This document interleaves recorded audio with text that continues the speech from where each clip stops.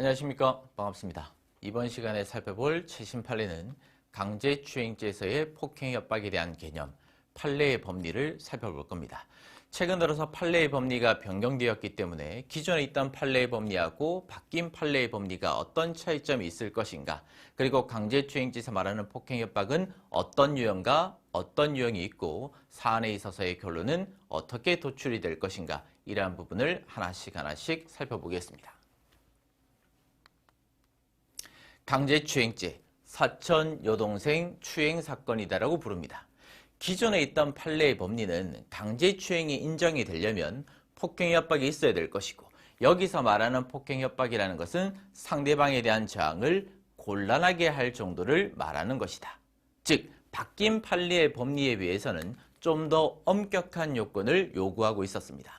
하지만 최근에 판례 입장이 변경이 되면서 강제추행죄에서 말하는 폭행협박이라는 것은 상대방에 대한 저항을 곤란하게 할 정도를 말하는 것이 아니라 어떤 불법적인 유형력 행사, 폭행이 있었거나 또는 공포심을 느낄 만한 해악의 고지가 이루어졌다면 그로써 인정이 될 것이다. 즉, 예전에 있던 판례 입장보다는 훨씬 더 넓게 인정하고 있는 입장이다. 그러면 이 설치되어 있는 이 지문을 읽어보시고 기존에 있던 판례의 법리하고 차이가 있는가 없는가, 그러면 옳은 지문이 될 것인가 틀린 지문이 될 것인가를 여러분들이 한번 판단해 보시면 되겠죠. 첫 번째 줄 가보시면 상대방이 한 거를 곤란하게 할 정도의 강력한 것을 요구한다, 요구하지 않는다? 요구하지 않는다. 시대의 흐름에 맞지 않는다는 거죠. 따라서 예전에 비해서는 훨씬 더 폭넓게 인정을 하겠다. 어떤 개념? 불법적인 유형력 행사를 가했거나 또는 공포심을 느낄 만한 해악의 고지가 이루어졌다면 그로써 폭행협박은 인정이 될 것이다. 따라서 이 지문 자체는 바뀐 판례의 법리로서 옳은 지문입니다. 사실관계와 폭행협박에 대한 유형을 살펴보겠습니다.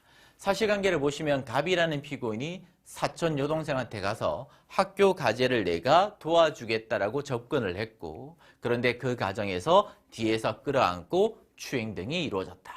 과연 이 사실관계에서 판례의 법리에 비춰봤을 때 강제추행이 인정이 될 것인가, 인정되지 않을 것인가.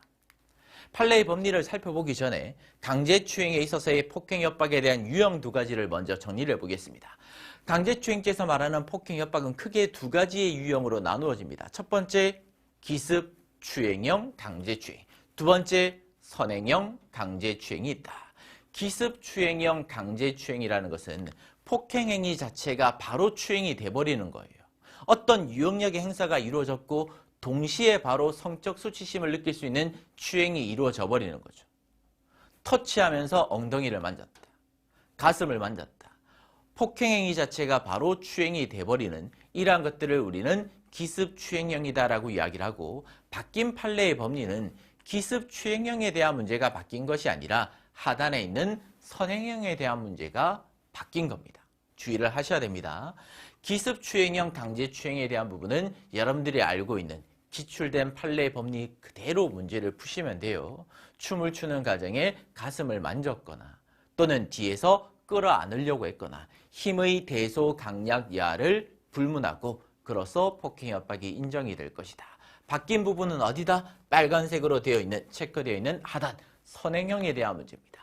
이제는 선행형이 어떻게 변경이 되었다? 선행형은 폭행협박이 먼저 있고 그리고 난 다음에 추행이 이루어지는 경우인데, 기존에 있던 판례의 법리는 엄격한 요건을 요구하고 있었다. 상대방에 대한 저항을 곤란하게 할 정도까지 이르게 되었을 때만 인정이 될 수 있겠지만, 하지만 이제는 판례 입장이 변경이 되어서 기존의 법리하고는 다르게 시대의 흐름에 맞지 않기 때문에 넓게 인정을 할 것이다.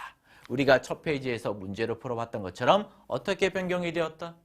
불법적인 유형력 행사를 가한다든지 상대방한테 공포심을 느낄 만한 해악의 고지가 이루어졌다면 그로써 강제추행죄에서 말하는 폭행협박은 인정이 될 것이다. 따라서 실제 이 사실관계에서는 폭행협박이 인정이 될 수가 있기 때문에 원심에 대한 입장이 잘못되었다. 파기환송이 이루어져 버렸습니다. 자, 정리해 봅시다. 최근 들어서 강제추행죄에서 말하는 폭행협박에 대한 의미가 변경이 되었다. 근데 여기서 말하는 폭행협박은 어떤 유형? 기습추행형에 대한 문제가 아니라 어떤 유형? 선행형에 대한 문제였다. 선행형에 있어서는 엄격한 요건을 요구하는 것이 아니라 훨씬 더 넓은 개념처럼 바뀌었다. 불법적인 유형력의 행사라든지 또는 해악의 고지로서 공포심을 느낄 만한 정도만 인정이 된다면 그로써 폭행 협박은 인정이 될 것이다. 자, 오늘은 여기까지 정리하고요. 다음 강의 때 다시 뵙도록 하겠습니다. 감사합니다.